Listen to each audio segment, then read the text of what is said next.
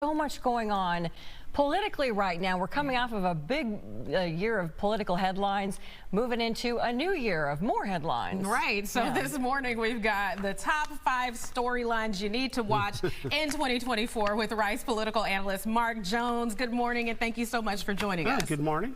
All right, so let's start with the national picture. Okay, we got the 2024 presidential election, the Iowa caucuses kicking off primary season in less than a couple weeks.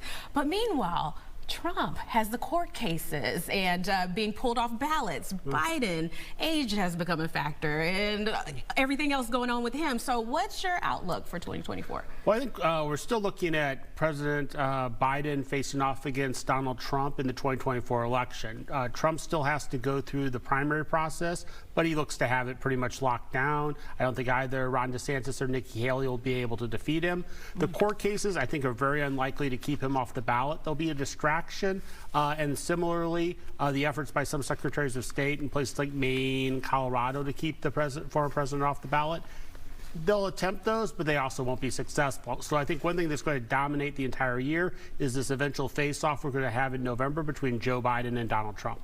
Well, let's take a look a little closer to home, because here we've got the border security issue, and we know that the governor has been busing immigrants to other states, and now a lot of the other mayors where they're receiving them are starting to really push back on that. Can you talk a little bit about, because I know we've also got some anticipated challenges legally to the new law that was passed here in Texas about arresting people that cross illegally. So what do you anticipate happening here? Well, sort of the year ended with border security and immigration being as a hot topic as ever. We had 300,000 crossings that are illegal during December. That's a record, and that's unlikely to change. We also have a Republican Party that knows that immigration is their best issue. It's a really weak issue. It mobilizes their base like no other issue, but it also divides the Democratic Party between those who think that President Biden's doing too much to secure the border and those who think he's not doing enough. It also causes friction between Biden and these northern mayors. They're all Democrats,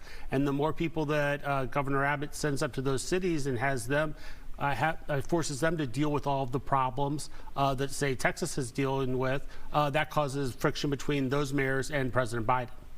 All right, so even closer to home, we have a lot of eyes looking on John Whitmire, Houston's newest mayor. So he said he wants to tackle, public safety. That's the top priority for him. What can he realistically do coming up in this next year to handle some of those top concerns?